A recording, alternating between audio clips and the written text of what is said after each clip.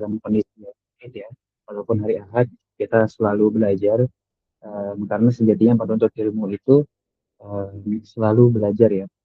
Di dalam kitab Ta'lim Ta'lim disebutkan wakun mustafidan kulla yaumin ziyadatan, dan jadilah orang yang bermanfaat yang setiap harinya itu selalu ada uh, ziyadatan, selalu ada yang bertambah gitu, baik ilmu maupun pengalaman. Bukan berarti kita nggak healing ya, tapi dalam hari ini kita mencari faidah-faidah dalam setiap ilmu.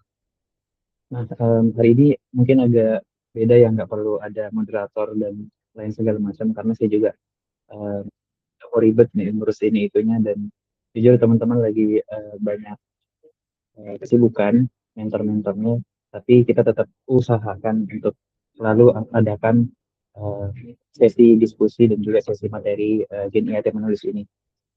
Saya mau sedikit, sedikit cerita ya teman-teman sebelum masuk materi.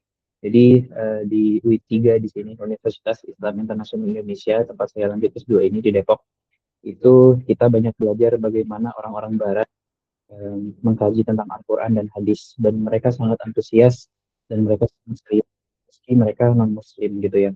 Jadi kalau kita pernah belajar orientalis di kampus itu, em, ini ya, bahasanya kayak orang Barat yang mengkaji tentang Islam, atau oksidentalis orang Timur yang mengkaji tentang Islam, baik itu Islam Muslim ataupun non Muslim.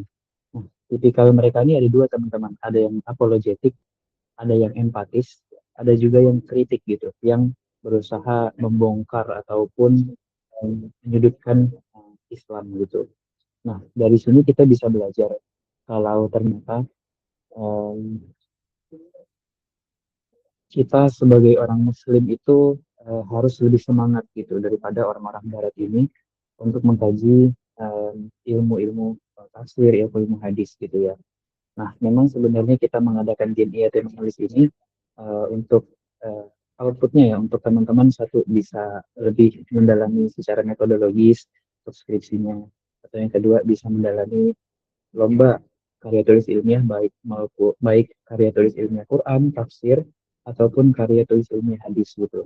Nah, sekarang trennya agak berubah teman-teman, dari KTIQ menuju KTIH gitu. Dan tadi saya juga barusan telepon sama Pak Hermi untuk mengarahkan teman-teman juga bisa ke KTIH gitu, yang karya tulis ilmiah hadis gitu.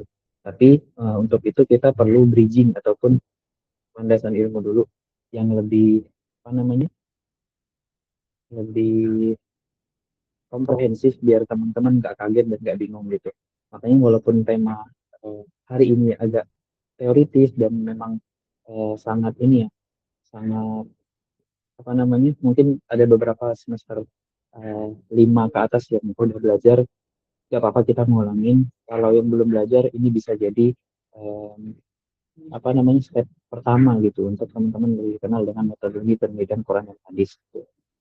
Sorry, lebih dekat dengan penelitian metode Quran dan tafsir gitu ya. Kemudian saya sangat mengapresiasi teman-teman yang selalu aktif berkonsultasi dan terus berlatih menulis ya. Um, Walaupun mungkin mentor-mentornya agak lama balasnya, kayak kemarin Diva sempat konsultasi lewat WA, terus saya balasnya 2 minggu kemudian gitu. Tapi saya berusaha untuk terus memantau teman-teman meski sedikit, dan saya anjurkan teman-teman untuk terus menulis meski mentornya misalkan baca baca nggak baca ya, atau nggak nge-review gitu, tapi teman-teman tetap aktif menulis gitu. Nah, ada satu benefit ya teman-teman, ketika kita aktif menulis buku, menulis artikel, ataupun membuat konten gitu, kita punya peluang untuk visible gitu, terlihat di media, baik media cetak maupun media online gitu.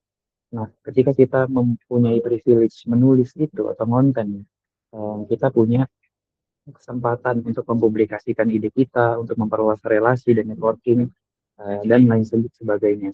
Dan menulis itu teman-teman bukan ilmu yang 1 tahun jadi gitu, bukan seperti sihir ya, simsalabim langsung jadi, simsalabim langsung bagus. Ini yang selalu saya ulang-ulang.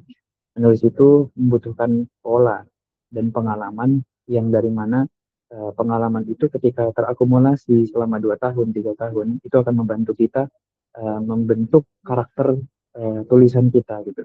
Jadi karakter penulis itu eh, bukan semua orang berbakat ya untuk menulis gitu. Bahkan saya sendiri juga bukan orang yang berbakat untuk menulis, tapi selalu berusaha, selalu disiplin untuk belajar dan menulis gitu. Nah, jadi dengan kesempatan itu kita bisa memperluas masa depan kita gitu. Jadi nggak terlalu sempit ketika kita lulus sebagai dari mahasiswa, kita nggak menjadi mahakaryawan gitu.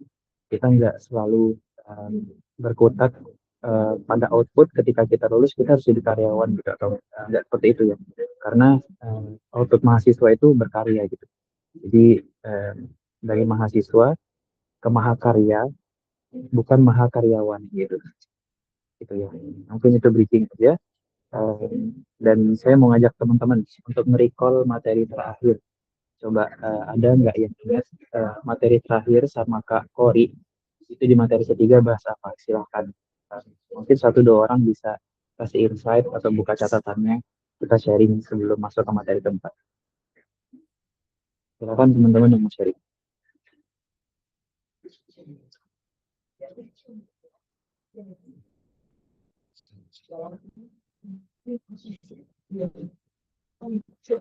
Sambil saya persiapkan untuk materi sharing.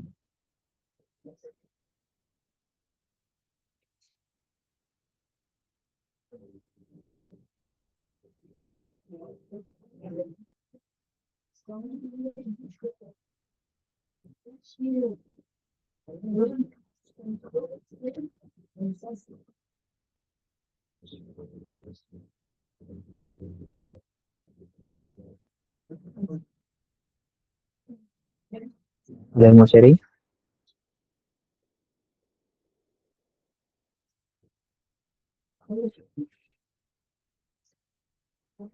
Oke, mungkin teman-teman masih malu-malu ya.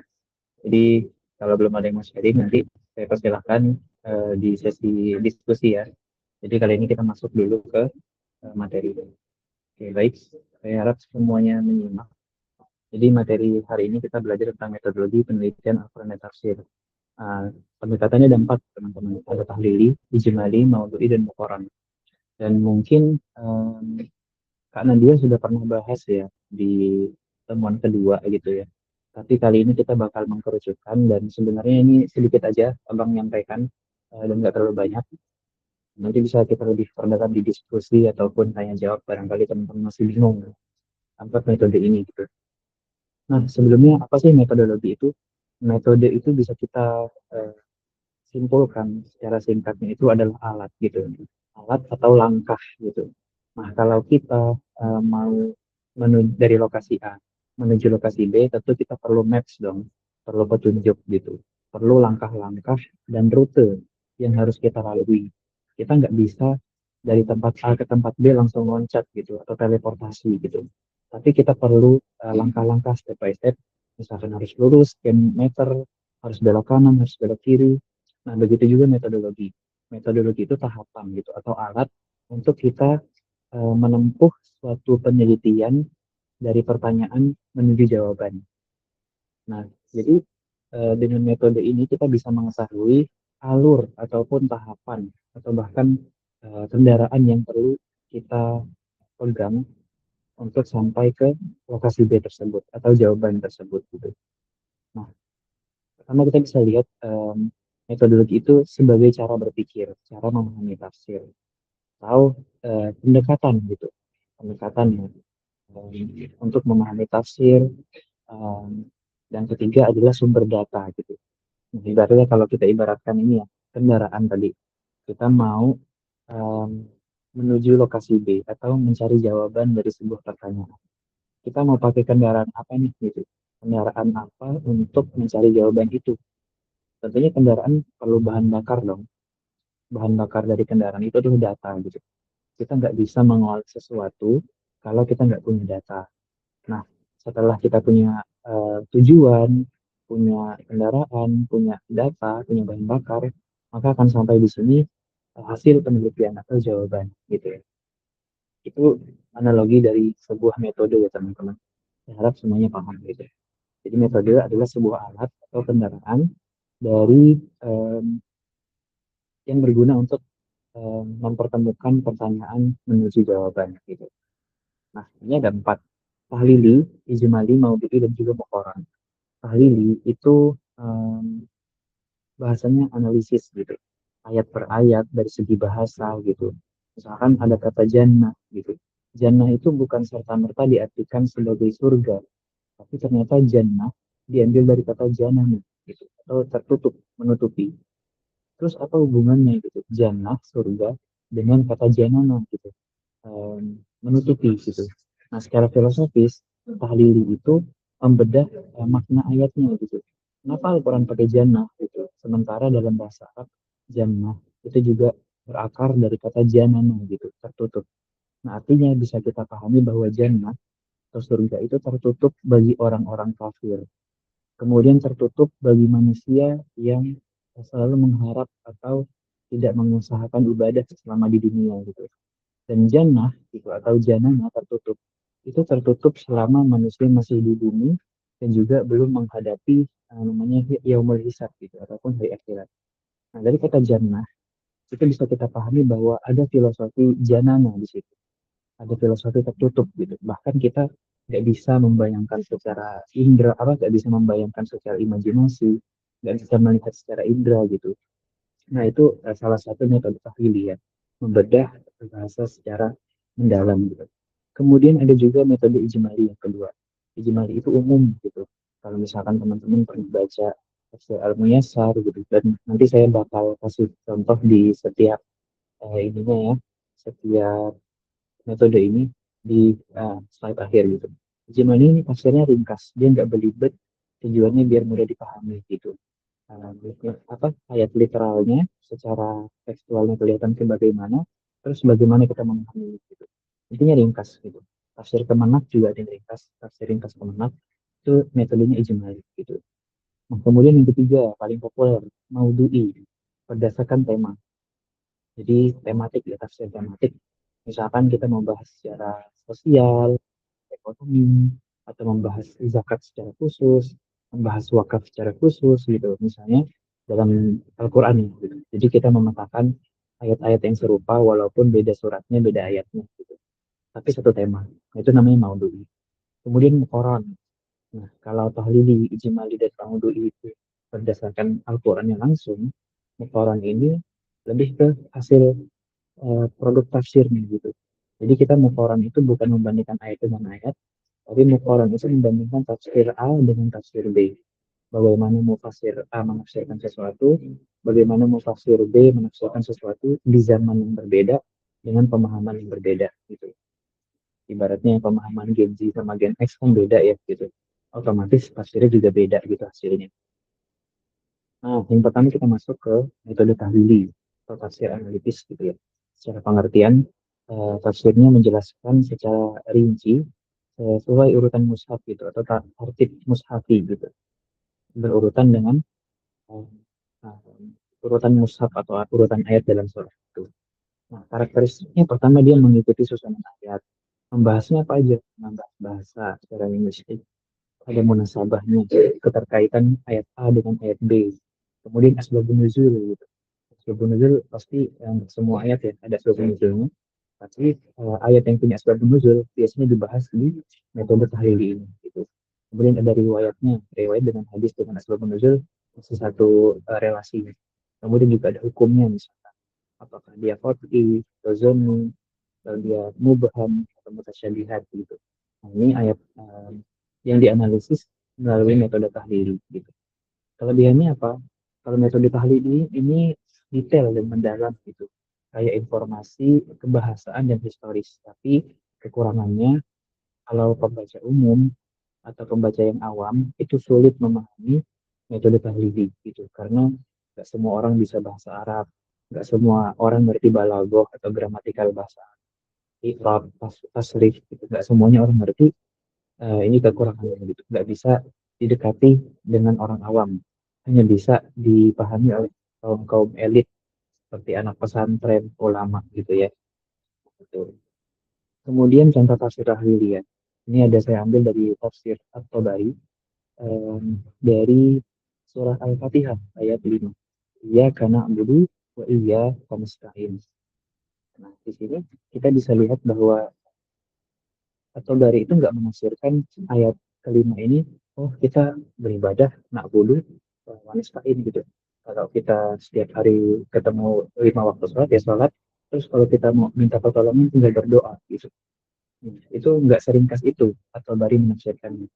Nah, kalau atau bari menafsirkan al-qaulu fi ta'wil, nah takwil di sini bukan takwil menakwilkan ya, tapi atau bari ini adalah salah satu orang yang eh, menafsirkan Quran di era awal, jadi pemahaman mereka terkait tafsir dan takwil itu sama gitu. Ini ada bergabung. Jadi di era awal kata takwil dan tafsir itu sama. Di era kemudian ulama membedakan tafsir dan takwil. Tafsir itu menafsirkan, kalau takwil itu membalik atau mengungkap makna di balik sesuatu yang secara tekstual terlihat gitu. Nah, di sini atau dari itu menjelaskan secara dalam gitu ada hadisnya. Qala Abu Ja'far wa ta'wilu qawluhu iya karena budi. Nah, jadi atau dari mengutip Abu Ja'far gitu. Lakallahumma nakhsha'u wa nadillu wa nastaqim. Nah, na'budu kata atau baru itu bermakna eh, dia tunduk tunduk atau takut ya khusyuk gitu. Kemudian nadilu ini tunduk ya. Nakhsya'u takut, kemudian nadilu tunduk, wa nastaqinu dan bersandar atau memohon ketenangan. Itu makna na'budu. Jadi ketika kita beribadah, sejatinya itu kita khusyuk, tunduk sama Allah, bukan tunduk sama rentenir atau orang yang agih utang atau dosen yang melakukan tugas-tugas kita gitu. Tapi kita tunduknya cuma ke Allah. Wanastaqin, bersandar dan memohon ketenangan. Jadi kita memohon ketenangan itu bukan sama doi atau pacar gitu. Ketika kita membaca na'budu, kita itu betul-betul menyerahkan ketenangan atau kegelisahan hidup kita ya ke Allah gitu. Iqraran, kita berikrar gitu. Iya karena gitu tuh kayak kita berkomitmen, ya Allah ini kita mau beribadah loh. Eh, beribadah dengan apa? Dengan khusyuk, dengan tunduk, dengan menyandarkan diri gitu. Iqraran, kita berikrar gitu. Laka ya Rabbana birrububiyah gitu. Jadi secara rububiyah kita itu mengakui Tuhan itu tempat kita bersandar gitu. Tempat apa sosok yang mengatur segala kebutuhan dan segala urusan kita. La liwairik, bukan selain kepadamu gitu. Jadi tadi ya, bukan ke bos, bukan ke dosen, bukan ke pacar. Nah, budu itu betul-betul komitmen kita beribadah kepada Allah gitu. Nah, jadi maknanya dalam banget teman. Kalau kita memahami tafsir tahlil gitu. Itu ya contohnya. Terus, nah ini kemudian ini secara ringkasnya ya, tafsir tahlil dari atau dari tadi dia menjelaskan tentang ibadah, kemudian juga isti'anah gitu. Nah, sebenarnya masih panjang lagi, cuma saya screenshot bagian awalnya aja. Menjelaskan aspek uluhiyah dan rububiyah. Pembahasan analis bahasa dan riwayat sahabat berupa hadis. Tadi ya di sini Abu Ja'far gitu. Dan di bawahnya masih ada hadis kama ada Abu Quraibin gitu. Dan masih banyak lagi hadis ke bawah. Kita lanjut ke sesi sebentar. Ini ada yang masuk ya. Kita lanjut ke metode yang kedua. Metode yang kedua ini metode ijmali. Tafsir ijmali, global, ringkas, umum. Itu ya artinya. Tafsir yang menjelaskan ayat secara ringkas, umum, dan mudah dipahami. Gitu. Karakteristiknya ringkas, bahasa sederhana, tidak terlalu banyak analisis mendalam. Kelebihannya mudah dipahami, dan efisien untuk pengajaran dasar. Gitu. Kemudian juga kekurangannya tidak detail dan tidak analisis. Gitu. Nah, jadi sebenarnya metode ijmali ini sangat cocok untuk kaum awam, tapi kalau kita secara mahasiswa tafsir itu eh, kita bakal kekurangan data gitu. Artinya ketika kita mau menganalisis tafsir ini, itu penjelasannya dikit banget teman-teman. Jadi Prof. Wajibi itu pernah mengingatkan sebelum kita menulis skripsi atau metode penelitian atau karya tulis, coba kita cek dulu data tafsirnya gitu. Artinya kayak penjelasan tafsir ini seberapa panjang sih? Apakah cuma satu paragraf? Kalau satu paragraf itu susah banget kita jadikan data penelitian. Minimal tiga halaman sampai 5 halaman. Dan dari situ kita bisa dapat data yang akurat, data yang banyak ya untuk kita olah gitu. Jadi saya kurang menyarankan tafsir dengan metode ijmali ini untuk dijadikan bahan skripsi. Contohnya apa? Nah, contohnya adalah tafsir Jalalain gitu. Nah, tafsir Jalalain kalau kita jadikan satu sumber doang untuk eh, data tafsir itu sangat ringkas teman-teman dan nggak kaya data ya. Datanya cuma sedikit gitu. Kecuali nanti kita gabungkan dengan metode mukoran perbandingan gitu ya. Nah, contohnya gimana sih? Nah, contohnya tafsir Al-Jalalain ini saya ambil di surat Al-Fatihah gitu, ayat 1. Bismillahirrahmanirrahim. Suratul Fatihah gitu kata Imam Jalalain, Jalaluddin As-Suyuti dan Jalaluddin Muhalli ya. Suratul Fatihah katanya makiyatun sabu ayatin gitu. Surahnya namanya Al-Fatihah. Ayatnya 7. Bismillahirrahmanirrahim dengan bismillah itu dihitung 7 ayat gitu. Nah, misalkan wa illam takun minha fasabi, kalau misalkan bismillahnya nggak dihitung kata dua imam jara lain ini, maka ghairil maghdubi sampai ke belakang itu dihitung jadi ayat ketujuhnya gitu. Jadi ulama berbeda pendapat ya teman-teman. Ada yang bilang Al-Fatihah itu 7 ayat beserta Bismillah. Ada yang bilang Al-Fatihah itu 7 ayat, Bismillahnya nggak dihitung. Ayat pertama Alhamdulillah, terus Ghairil Maghdubi itu ayat ketujuhnya.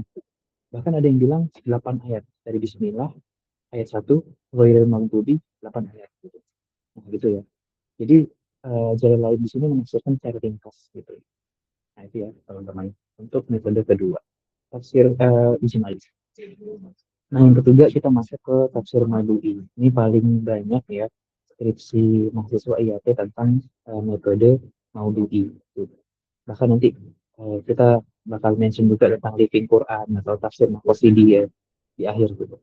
Untuk metode-metode skripsi yang biasanya anak IAT ambil gitu. Tapi kita bahas Maududi dulu. Nah, Maududi ini tematik teman-teman. Seperti yang sudah saya jelaskan di awal tadi, ini um, mengumpulkan tema dulu pertama. Pertama kita menentukan tema. Jadi saya tadi kan mengirim uh, link artikel ya, sebelum uh, Google Meet ini dimulai di grup WA tadi. Kalau teman-teman baca tentang perempuan, hak perempuan dalam Al-Quran dari artikel website itu, kita bisa melihat penulis itu menggunakan tafsir Ibnu Asyur, kemudian juga tafsir Al-Misbah ya gitu. Jadi dari tema itu, tema perempuan, si penulis mengumpulkan 5 hak perempuan, hak waris, kemudian hak apa namanya tadi, ada hak menikah, mendapatkan kasih sayang, mendapatkan pendidikan, dan lain segala macam. Nah, jadi sang penulis tadi mengumpulkan tema tentang perempuan, hak-hak yang dalam Al-Quran, dan menetapkan 5 hal yang sebenarnya perempuan itu harus dapat gitu ya. Nah, tadi ya sudah mengumpulkan tema, contohnya tadi yang perempuan, mengumpulkan ayatnya, mengurutkan konteks ayatnya gitu. Habis itu menganalisis secara komprehensif di bagian yang keempat, dan yang langkah kelima menarik kesimpulan tematik. Gitu. Nah, itu tadi contohnya yang di artikel website tadi tentang perempuan.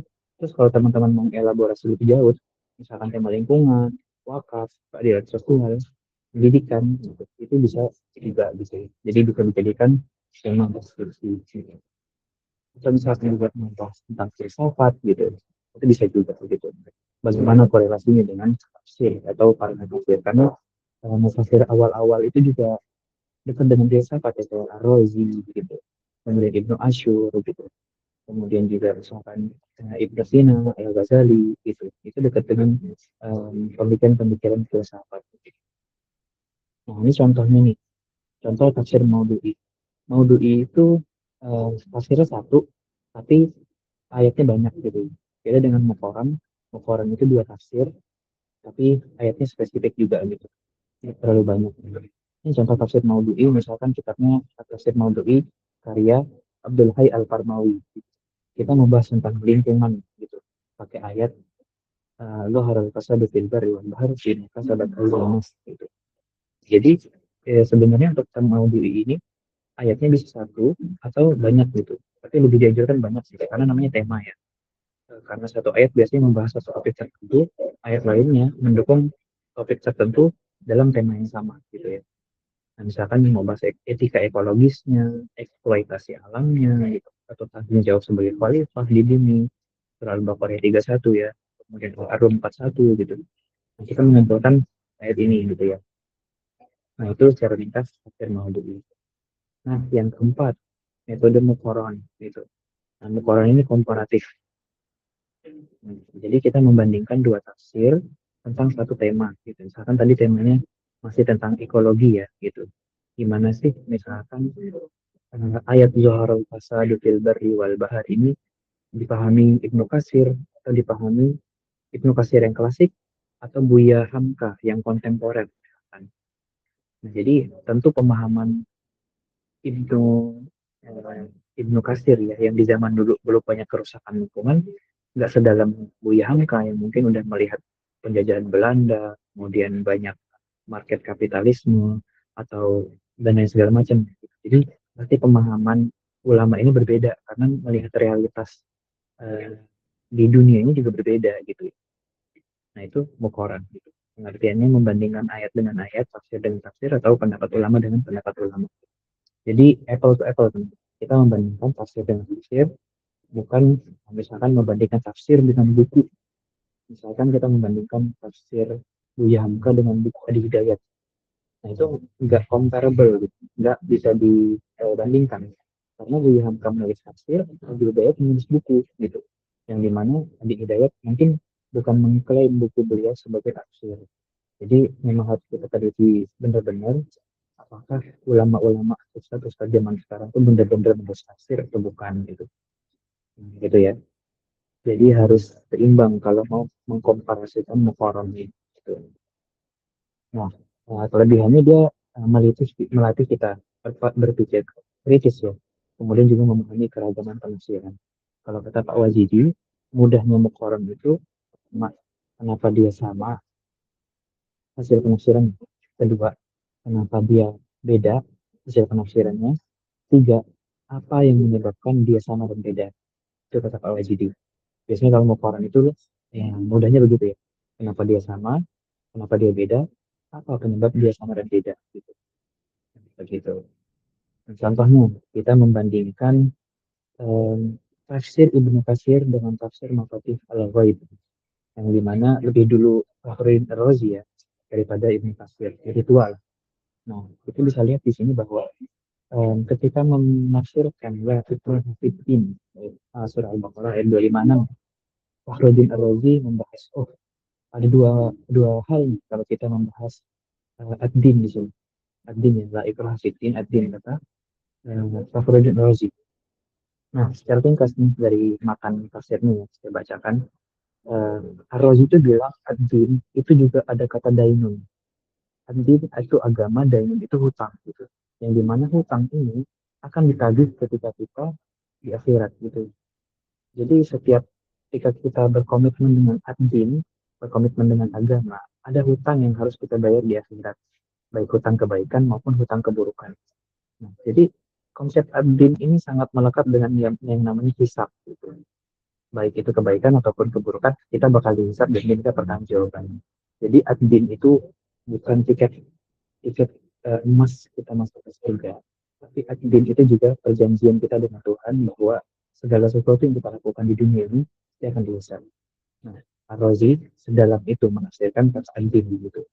Nah, Ibnu Katsir beda, bilangnya la tukrihu ahadan ala tadkhuli fi dinil Islam gitu. Ibnu Katsir bilang kita nggak boleh maksa orang buat masuk Islam gitu. Ringkas tuh gitu. Tapi walaupun ada penjelasan selanjutnya sih di Ibnu Katsir ini, cuma untuk kalimat awalnya kita bisa lihat bahwa Ar-Razi bilang dua masalah. Ini masalah pertama dijabarin, masalah kedua dijabarin. Tapi kalau Ibnu Katsir mengambil garis besar awalnya dulu. Oh, misalkan orang kafir zini, itu nggak bisa dipaksa masuk Islam. Nah, jadi ada perbedaan di antara dua mufasir ini. Terus kita bisa membandingkan pertama secara timeline historisnya.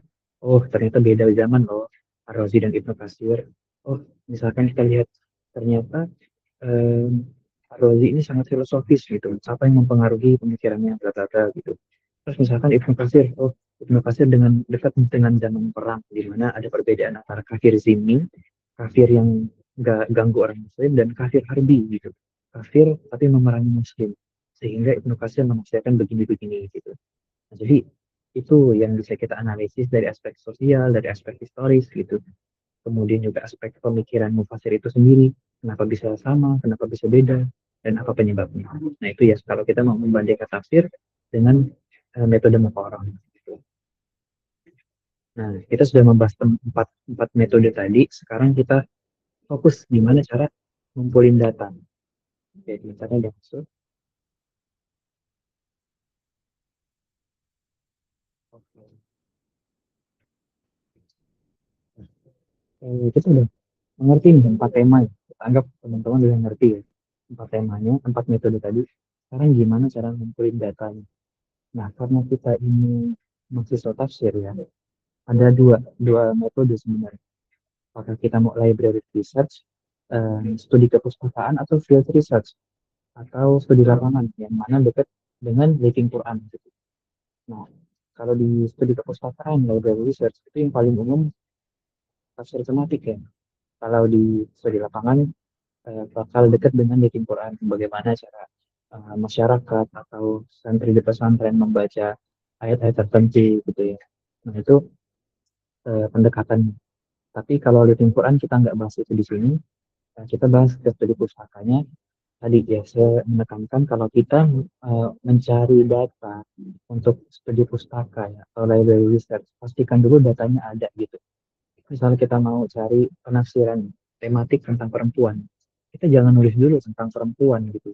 Oh, perempuan didiskriminasi, perempuan kurang kurang tempat di ruang sosial untuk berekspresi, perempuan itu cuma masak macak gitu, cuma masak, beranak, dandan gitu.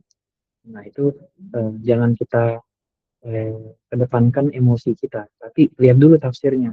Ada nggak tafsir Al-Misbah nih misalkan Quraisy bahas tentang ini nggak gitu, tentang emansipasi wanita nggak gitu.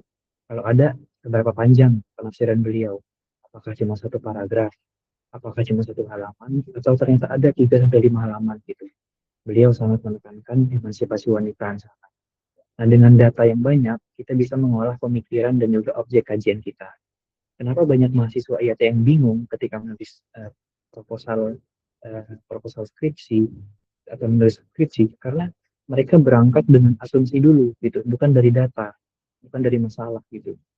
Nah, kita bisa memulai dari masalah dulu, baru cari ke data. Karena kebanyakan orang bingung nulis proposal skripsi dan skripsi itu dari masalah langsung lompat ke pembahasan, gitu. Mereka lupa untuk mencari datanya dulu. Datanya apa aja sih gitu. Pertama kita tafsir yang paling utama. Kemudian ulumul Quran. Nah, ulumul Quran ini bakal membantu kita untuk melihat bagaimana tafsir ini bekerja. Gitu. Kemudian hadis dan asbabun nuzul. Tadi saya bilang ya, nggak semua ayat itu punya asbabun nuzul. Tapi ayat yang punya asbabun nuzul otomatis menjadi ayat yang lebih prospektif untuk dikaji gitu. Prospektif untuk dijadikan data penelitian. Nah, kalau biasanya ayat nggak punya asbabun nuzul, itu biasanya mentok di penafsiran mufasirnya aja gitu. Tapi kalau ada ayat yang punya asbabun nuzul, itu ayatnya punya penjelasan hadis Nabi, punya penjelasan sahabat Nabi atau tabiin, bahkan punya penjelasan mufasir. Jadi data data ayatnya atau data tafsirnya lebih banyak gitu ya. Yang keempat bisa kita gunakan jurnal ilmiah gitu. Oke, terus ini tentang pengelompokan dan penelusuran ayat yang kedua, khususnya kepada tafsir tematik atau maudhu'i.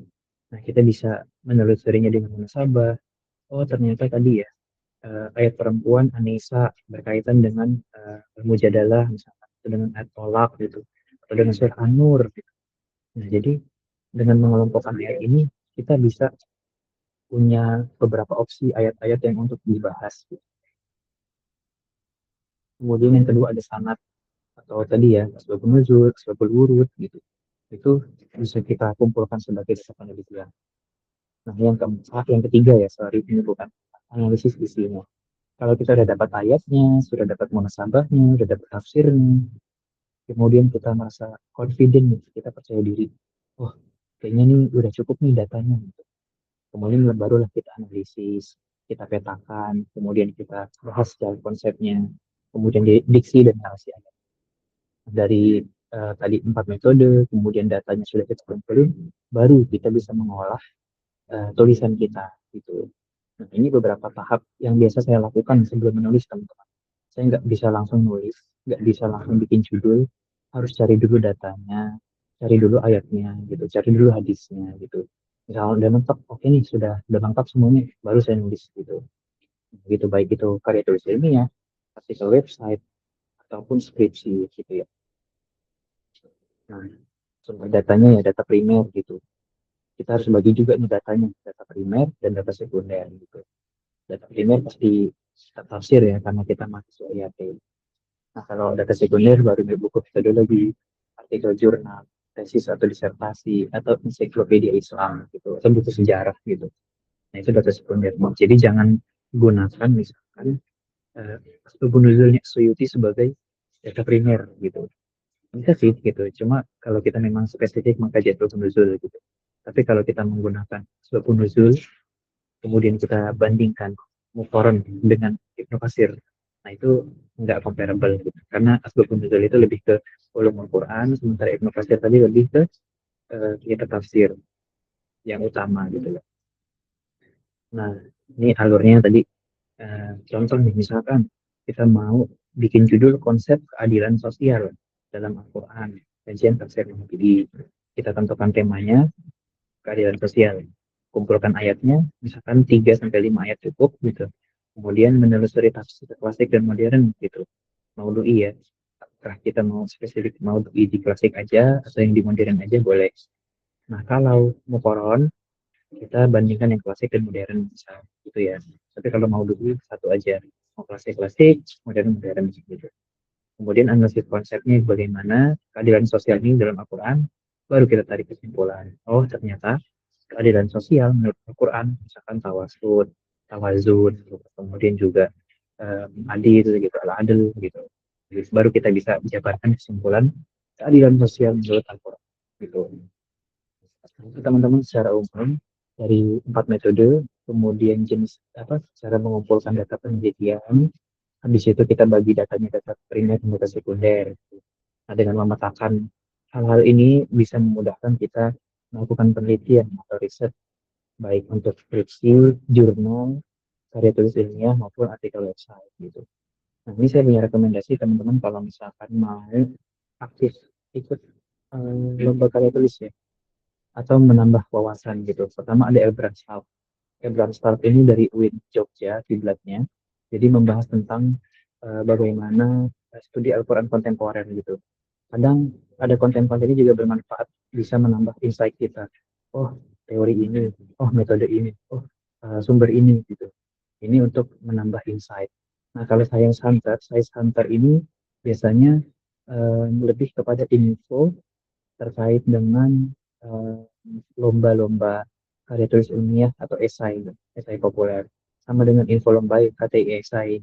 Ini dua eh, sosmed yang sering saya ikutin waktu S1, dan bahkan dari salah satu konten saya Hunter ini bisa nonton saya, Kak Kori sama Kak Nelia ke lomba OASE di UIN Jakarta. Gara-gara satu konten ini, terus saya pantau, saya jadikan metode dan teori penelitian, dan kita bikin karya tulis ilmiah waktu itu sampai lolos ke tingkat nasional. Nah, kalau di lomba KTSA ini beberapa kali saya ikutin, ada yang menang, ada yang juara 4, ada yang nggak menang gitu. Ya namanya proses latihan ya, nggak langsung jadi, nggak langsung juara, tapi kita mencoba terus gitu. Di sini banyak banget info lomba KTI umum ataupun KTI Quran gitu ya. Nah, ini konten saya pribadi di akun sosmed, saya bikin gimana cara teman-teman bisa nulis lebih produktif gitu ya. Meski nggak banyak kontennya karena saya juga sibuk sebenarnya, tapi setidaknya ada beberapa insight yang mau saya bagikan di platform sosial media gitu ya. Nah, kesimpulannya, oke, tadi ada 4 metode utama: tahlili, ijmali, mawdu'i, muqarrar. Nah, penelitian tafsir membutuhkan ketelitian sumbernya, kemudian analisis dan konteksnya. Nah, mungkin itu aja teman-teman, agak ringkas ya materi ini, cuma 45 menit. Selebihnya kita bakal diskusi. Tapi sebelumnya saya mau nanya, mungkin bisa jadi bahan refleksi kita juga. Kira-kira nih, metode tafsir mana yang paling relevan untuk menjawab problem sosial kontemporer saat ini? Mungkin teman-teman bisa punya pendapat, bisa kita diskusi di sesi Q&A ini. Jadi saya tutup untuk sesi materi dan saya buka untuk sesi tanya jawab. Silakan teman-teman kalau ada yang mau ditanyakan atau misalnya, Bang, ini penjelasannya terlalu cepat gitu. Bisa diulangkah atau misalkan bisa dijelaskan secara mudah gitu. Silakan ya. Tonton.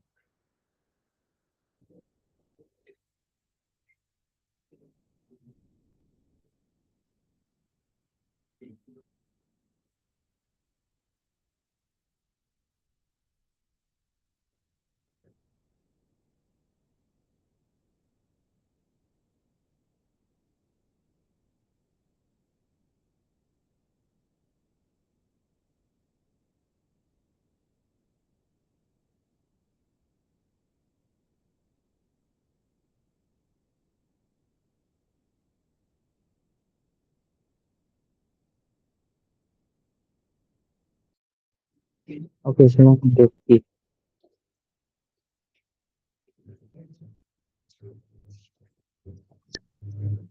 Ya, Bismillahirrahmanirrahim. Saya mau nanya, ada dua pertanyaan sih, Bang. Yang pertama, yang pertama terkait empat metode tadi ya, yang seperti Abang jelaskan tentang tahlili, jemali, terus maudhu'i sama muqarron itu. Nah, yang saya lihat kan, mungkin nih yang saya pahami ya, tahlili itu kan kayak ditafsiri dari awal Al-Quran sampai habis gitu. Apakah em, ijmali itu masuk juga dalam bagian tahlili itu? Kalau dilihat kan ijmali itu kayak dari awal sampai akhir juga kemungkinannya. Nah, itu yang pertanyaan pertama. Terus pertanyaan kedua, di bagian state keberapa tadi ya? Tentang la la tukriheh la ikraha fiddin. Walaupun Dalam ayat la ikraha fiddin kan ada dua pertimbangan tuh. Tafsir Mafatihul Ghaib dengan Ibnu Katsir ya. Nah, saya lihat tadi di Mafatihul Ghaib punyanya karangannya Imam Fakhruddin Ar-Razi ya, di bagian Alamu Fiddin fi Qaulani. Saya ini mau bertanya ya Bang, di sini kan beliau tuh bilang lam gitu, sedangkan yang bermakna, yang memiliki makna itu sebenarnya alif dan lam. Kalau lam, alif lam ahdi itu kan memang saya pernah dengar, cuman untuk yang kedua ini badal minal idofah. Ah, saya mau tahu aja sebenarnya kenapa beliau tuh menggunakan kata lam gitu, nggak pakai alif dan lam. Di din itu memiliki dua pendapat gitu ya. Dan dari mana beliau tuh belajar ada lam badal minal idofah. Yang setahu saya kan ada iwad anil jumlah, iwad anil isim gitu ya. Setahu saya gitu. Saya mau tahu itu aja Bang. Terima kasih. oke, pertanyaan bagus ya Rifki. Jadi ada dua pertanyaan, jadi saya tampung dulu. Silakan teman-teman kalau ada yang mau ambil ditanyain juga.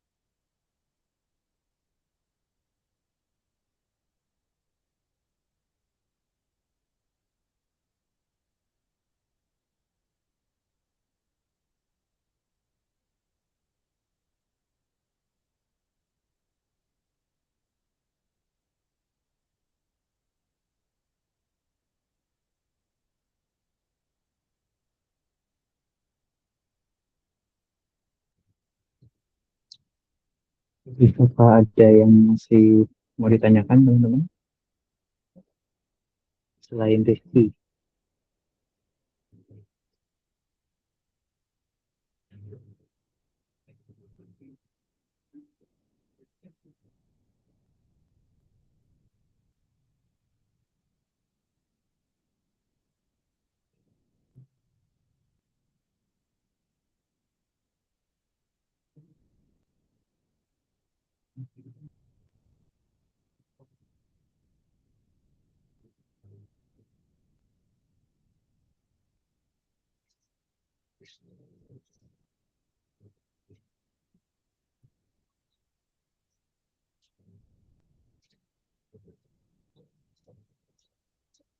Oke, Rizky. Jadi yang pertama ya dari metode tahlili dan istimari.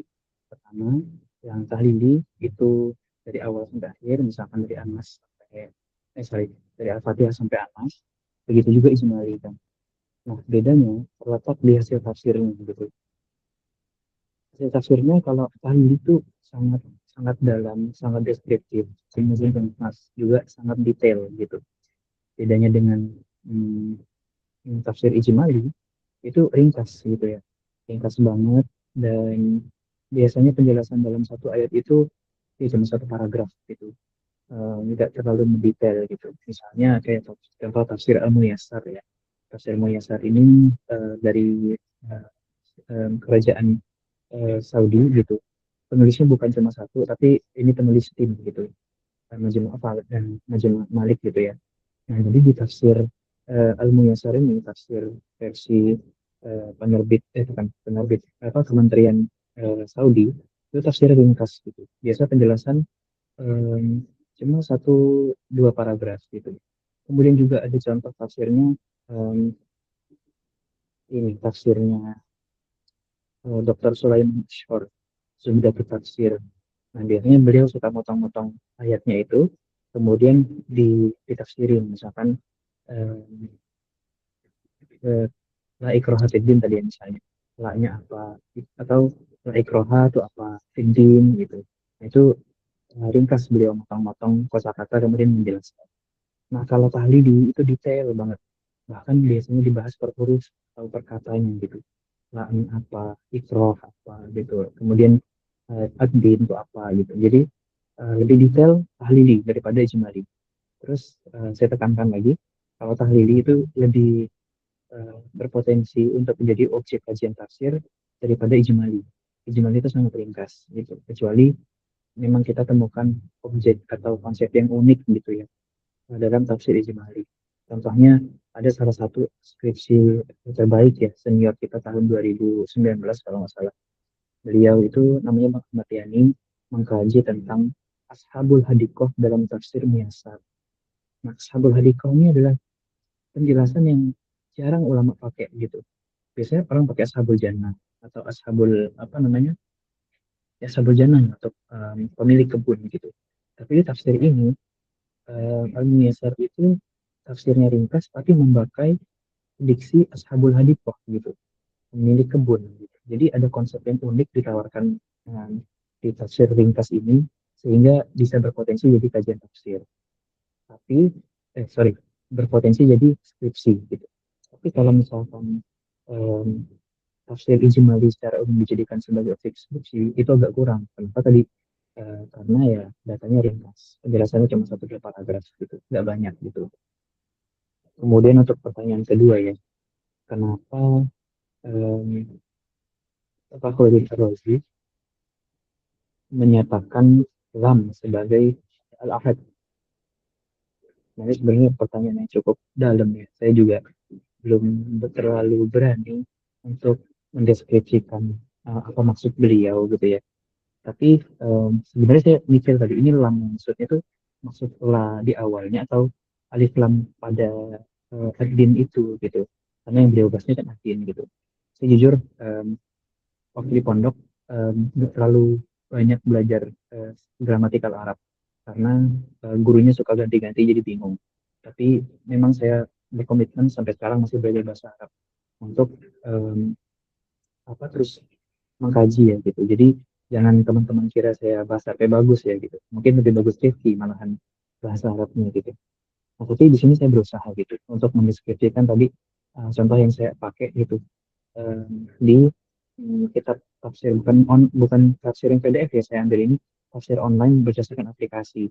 Saya lupa cantumkan aplikasi yang saya pakai, nanti saya kirimkan di grup. Barangkali teman-teman bisa juga pakai gitu untuk melihat tafsir-tafsirnya gitu. Nah, jadi lamul ahad di sini kata Rozi ya, jadi dipakai untuk menggantikan idofah alif lamnya tadi gitu. Nah, misalnya kalau idofah itu kan gabungan ya antara mudhof dan mudhof ilaih gitu. Nah, mudhof ilaihnya itu dibuang, dihazaf, kemudian diganti dibadal dengan alif lam gitu. Jadi maksudnya ad-din itu sebenarnya dinullah gitu ya. Dinullah itu kan ada din, mudhof, Allahnya mudhof ilaih gitu. Jadi dinullah itu disingkat ya, atau diganti jadi ad-din gitu. Itu yang pertama hipotesis Bang ya. Kenapa lamnya itu dibadal gitu. Kemudian juga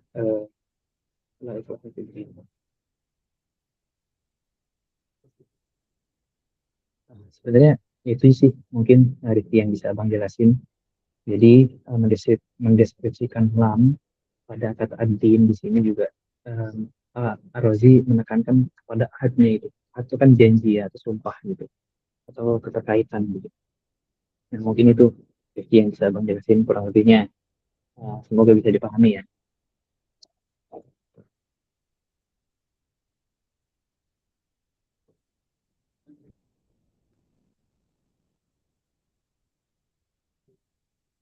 Gimana Rifki? Si ada yang ingin ditanyakan?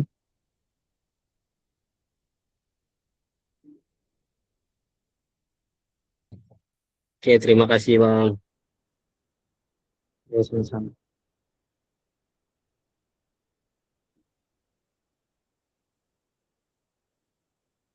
Nah, sudah hampir jam 2 nih teman-teman. Kalau ada yang masih mau ditanyakan, saya bakal jawab. Tapi kalau nggak ada, saya kasih tugas gitu.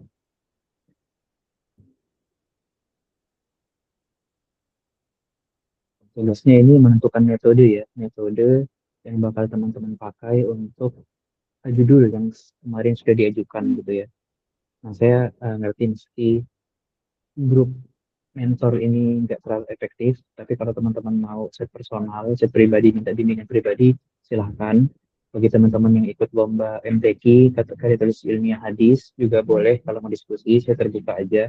Memang mungkin ada kendala waktu, tapi bakal saya usahain buat teman-teman semua gitu ya. Nah, jadi tugasnya untuk menentukan metode penelitian dari judul yang sudah dipilih gitu. Nah, nggak apa-apa teman-teman meski bingung atau misalkan kemarin mau ganti judul nih gitu. Jadi dipersilahkan kalau teman-teman mau ganti judul gitu. Dan bebas ya mau nulis esai, mau nulis artikel website, mau nulis jurnal, atau mau nulis persiapan buat proposal skripsi ataupun skripsinya boleh bebas gitu. Jadi silahkan untuk menentukan metode yang dipakai gitu ya. Oke, mungkin itu aja. Kalau nggak ada pertanyaan, kita akhiri dengan ucapan hamdalah, alhamdulillahirrahmanirrahim, dan semoga kita bisa bertemu lagi di pertemuan kelima, dan silahkan ditunggu untuk materi selanjutnya dan dikerjakan ya tugasnya. Dikerjakan tugasnya, aktif berkonsultasi dan ikut-ikut lomba gitu, ikut kesempatan ya ambil aja gitu. Oke, mungkin sekian dari yang bisa Bang sampaikan. Kurang lebihnya mohon maaf. Terima kasih untuk teman-teman yang sudah hadir. Kita tutup. Assalamualaikum warahmatullahi wabarakatuh. Waalaikumsalam warahmatullahi wabarakatuh.